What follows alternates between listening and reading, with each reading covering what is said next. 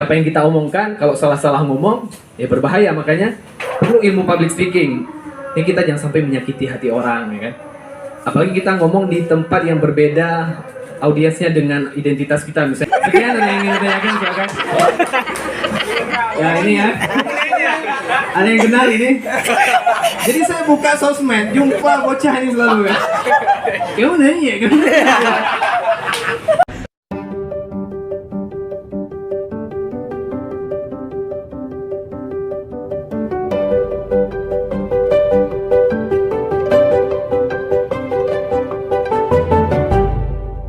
Alhamdulillah, terima kasih Bang Lucy atas kesempatannya sudah mempercayakan untuk memberikan materi. Alhamdulillah, terima kasih juga perhatiannya para teman-teman sekalian, luar biasa tadi.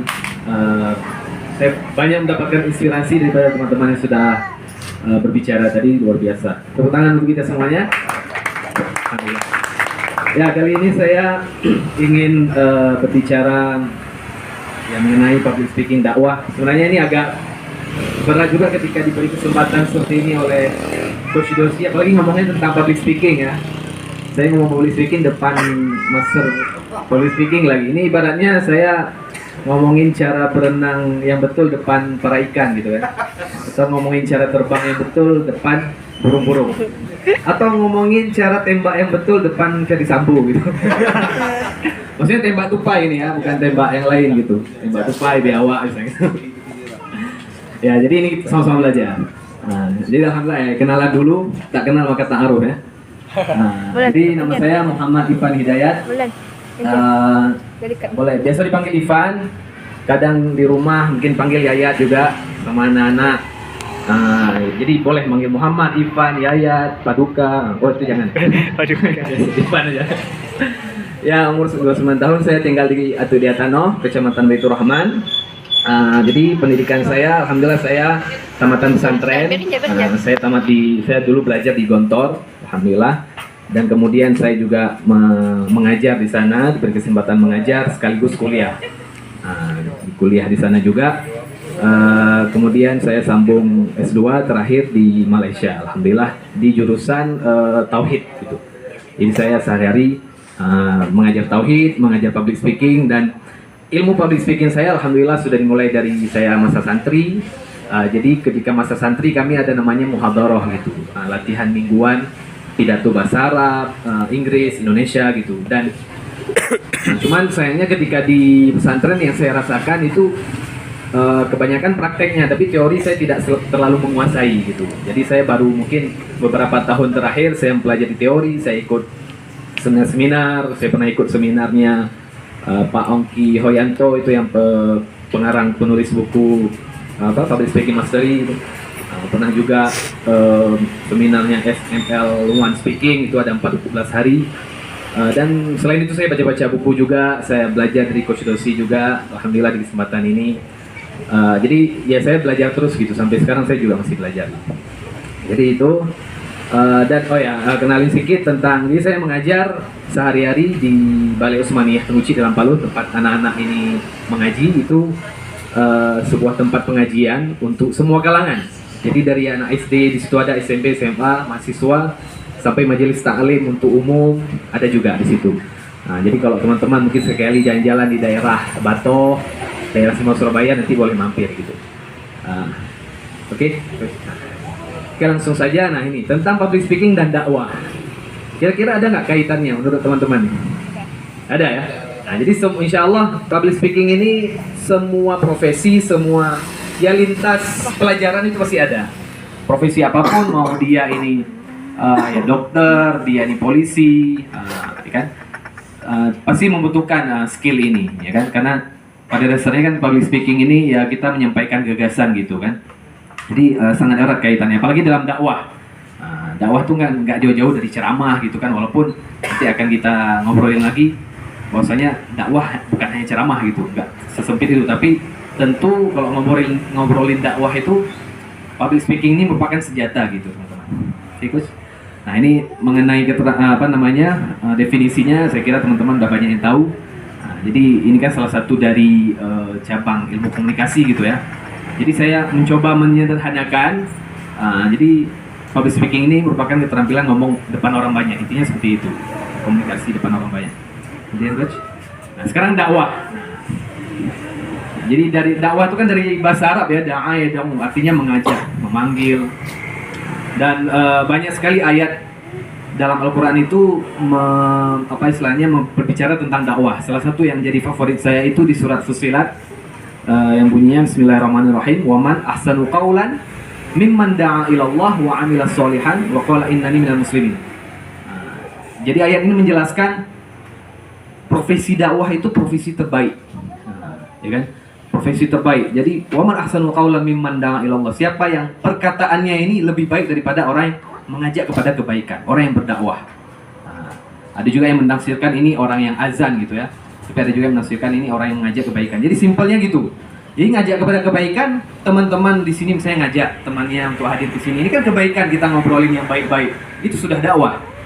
Nah, memang lebih spesifik lagi ngajak ke kebaikan, maksudnya ngajak untuk kembali ke jalan keislaman.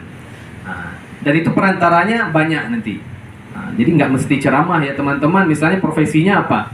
Jualan misalnya kan. Ya, dengan kita berdakwah kita harus mengamalkan kita berdagang ala Rasulullah, kita menjual yang halal dengan sistem yang halal. Jadi intinya ngajak kepada yang baik, yang tidak baik itu ditinggalkan. Kemudian coach, nah ini hubungan keduanya. Jadi dalam public speaking itu kan ada yang berbicara, ada yang mendengar gitu kan. Kemudian ada pesan yang disampaikan, ada media, ada feedback. Nah, dalam dakwah seperti itu juga. Jadi mau dakwahnya di masjid, di luar masjid, kita butuh yang mendengar. Misalnya di berdakwah lewat sosial media, itu kita butuh siapa yang melihat kita, mendengar kita, dan pesan. Pesannya juga. Masalah pesan ini penting. Media, misalnya kita ya bisa di masjid, bisa lewat presentasi, bisa artinya orang itu kan dapat hidayah macam-macam. Ada yang ya dari masjid, ada yang mungkin gara-gara nonton film dia jadi mendapatkan pelajaran, gara-gara dengar lagu. Bahkan ada cerita teman yang masuk Islam tuh gara-gara lihat kaligrafi aja teman-teman. Jadi dia suka nih di orang bule gitu kan, lihat kaligrafi bagus sekali, tulisan apa nih. Dicari-cari, oh ada kitab namanya banyak tulisan seperti ini. Ketemulah di Al-Quran, kemudian cari-cari tahu dan masuk Islam. Itu kan ada media. Kemudian feedback, pasti kita mendapatkan feedback. Kemudian, sekarang kenapa public speaking itu penting? Pertama, cara bicara yang pas bakal buat pesan pembicara tepat sasaran ke audiens. Nah, ini penting sekali teman-teman, karena saya sendiri kan kuliah bidang akidah filsafat ya, jadi itu kan lumayan berat lah. Jadi saya melihat juga kadang ketika di Malaysia pun, jadi orang-orang kadang ketika jamaah konser dengan jamaah di masjid beda gitu kan, lebih banyak jamaah konser gitu.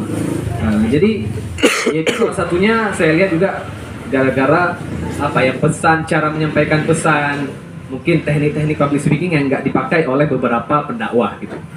Jadi kan untuk bicara misalnya depan orang tua, depan anak-anak kan beda. Kami sendiri misalnya maulid tuh pasti ngundang biasanya yang terkenal tuh ya Ustadz Husni Suwardi, Ustadz Umar ya, yang levelnya kayak Ustadz Abu Somad lah, bisa menghibur karena banyak anak-anaknya. Nggak bisa yang serius-serius kan depan anak-anak itu. Jadi harus yang pembawaannya juga memahami audiens. Itu penting sekali bagi para pendakwah. Memahami siapa audiensnya. Seperti Ustadz Hanan misalnya kan. Dia di Bandung itu di masjid ada tempat main skateboard lah, sebagainya. Karena anak-anak muda ngumpulnya suka di tempat-tempat hobinya seperti itu. Nah, kemudian pesan kita disampaikan bakal dipertanggungjawabkan. Ini udah pasti apa yang kita omongkan. Kalau salah-salah ngomong ya berbahaya, makanya perlu ilmu public speaking. Ini kita jangan sampai menyakiti hati orang ya kan. Apalagi kita ngomong di tempat yang berbeda audiensnya dengan identitas kita, misalnya disuruh ceramah di Istana Negara, ada orang-orang non-muslim. Ya nggak perlu kita singgung kesalahan agama lain kan. Lakum dinukum waliyadin gitu. Misalnya beda keyakinan. Ya kita ngomongin keyakinan yang sama di depan kita aja. Misalnya saya sama Coach Dodo sini beda keyakinan. Saya yakin mie goreng itu lebih enak daripada mie kuah. Tapi Coach Dogi nggak yakin, kan beda keyakinan berarti ya. Lebih suka mie kuah ya. Berarti saya sesama fans mie goreng, di situ aja saya menjelek-jelekkan mie kuah gitu. Tapi di depan fans mie kuah nggak boleh gitu. Itu saya. Jadi dipertanggungjawabkan di dunia dan akhirat. Hati-hati tuh, makanya itu perlu kedua-duanya. Kemudian Coach, sedikit lagi. Nah, cara sukses. Ini yang terakhir, cara sukses public speaking ketika berdakwah. Ya ini dua hal, persiapan yang matang dan jangan berhenti belajar. Artinya saya juga anak-anak ini sebelum tampil di sini coach, jadi ada latihan dulu gitu. Mereka ini yang menentukan tema mereka sendiri juga. Jadi saya bilang latihan dulu lah, karena itulah jangan sampai nanti ngomong macam-macam nggak bisa dipertanggungjawabkan gitu kan. Takutnya mereka nanti bahas tentang kasus kenapa nih Putri Chandrawati ini misalnya lama kali, takutnya itu gitu. Makanya saya rem dulu gitu. Nah, jadi harus disiapkan gitu. Kemudian jangan berhenti belajar tadi kan. Nah, jadi belajar, saya pun masih belajar teman-teman, masih belajar ya kan. Kita butuh kalau nggak salah tuh 10.000 jam terbang untuk bisa menguasai profesi. Jadi ya itu harus kita pelajari terus teori-teori. Dan terakhir kesimpulan, public speaking senjata dalam berdakwah. Ibarat senjata ya, kalau pelurunya nggak kena, pelurunya kena dinding semua misalnya. Oh, kena CCTV ya, gitu kan? Enggak kan? Nah, jadi harus kena tuh. Saya tuh CCTV di gudang mana gitu kan. Jadi sama public speaking ini. Kita aja. Sekian ada yang ingin ditanyakan silakan. Ya ini ya. Ada yang kenal ini? Jadi saya buka sosmed, jumpa bocah ini selalu ya. Kamu nanya kan? Makanya saya ini kepikiran terus sampai bikin slide gitu. Di nanggung. Oke, itu saya teman-teman. Syukuran, apa saya tutup terus atau gimana? Kamu nanya. Oke, ada yang mau bertanya? Singkat saja, ini 1 atau 2. Silakan. Oke, silakan. Mas Gue. Baik, terima kasih Ustaz Irfan. Kamu nanya? Waduh, Ustaz Irfan ini dia sudah selera humornya tinggi sekali ya, diam-diam seperti ini ya. Jadi Ustaz, saya mau nanya tentang gimana cara Ustaz itu memaintain energi ketika kita itu kan, kalau introvert itu kan cepet capek ketemu banyak orang. Sedangkan Ustaz ini harus ketemu banyak orang gitu untuk berdakwah. Kurang lebih seperti itu. Terima kasih. Assalamualaikum warahmatullahi wabarakatuh. Waalaikumsalam. Oke, aku jawab ya. Jangan kepala tinggi ya. Oke, menyimpan energi ya. Ini saya rasa, jadi saya menyimpan energi yang pasti ya pada umumnya introvert tuh perlu menyendiri pasti kan. Ya saya tuh ya kalau ya kayak Nabi di Gua Hira gitu kan.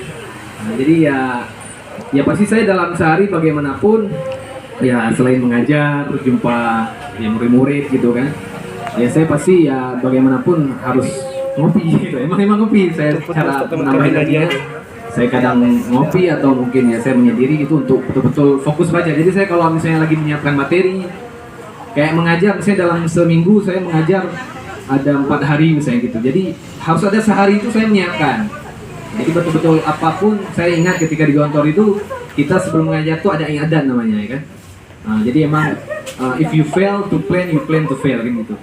Jadi ya kita harus kalau gagal merencanakan kegagalan. Jadi apapun itu kayak yang saya bilang tadi juga, biar sukses dalam berdakwah kita harus mempersiapkan. Jadi saya mempersiapkan betul dengan cara ya tidak ada yang mengganggu gitu. Biasanya kalau ketika kita kuliah ya ke perpus ya kan, ke tempat yang kondusif gitu, ke perpus misalnya nggak ada suara, saya lebih kayak gitulah cara. Dan saya rasa teman-teman juga pasti punya cara masing-masing dan itu sangat perlu, karena kalau misalnya kita dalam apa namanya ya berceramah, public speaking, tapi kita kekurangan energi itu nggak maksimal juga. Jadi mungkin segitu Bang Suyat masing-masing. Oke, terima kasih teman-teman sekali lagi, nggak nanya lagi ya. Oke, terima kasih semuanya atas perhatiannya dan sedikit saya ini juga ada program, saya sering konsultasi ke Coach Dosi kalau saya ini akan ya keliling sekolah-sekolah, pesantren-pesantren termasuk kampus untuk memberikan materi mengenai public speaking dakwah gitu. Jadi apabila teman-teman juga istilahnya ada ingin memberikan kesempatan gitu, saya persilahkan bisa hubungi saya. Insya Allah saya ada Instagram juga, Ivan Hidayat 01. Jadi sama-sama belajar. Kami pun di Balai ini mengajarkan public speaking dan saya mulai dari pesantren Al-Falah Abu Lampu. Karena di pesantren biasanya kan ada pelajaran muhadharah, pidato, cuma teori tidak banyak di ini kan ya. Jadi itu saja mungkin teman-teman, mohon dukungannya juga. Semoga insyaallah ini lillahi ta'ala untuk menolong umat juga. Syukran. Assalamualaikum warahmatullahi wabarakatuh.